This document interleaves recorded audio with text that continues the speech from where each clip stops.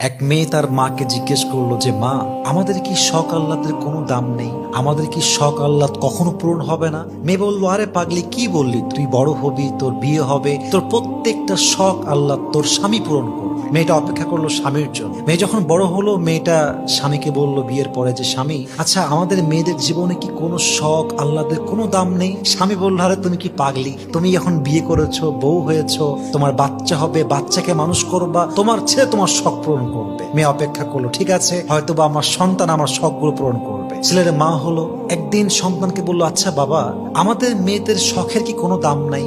আমাদের আহ্লাদের কোনো দাম কি পৃথিবীতে নেই?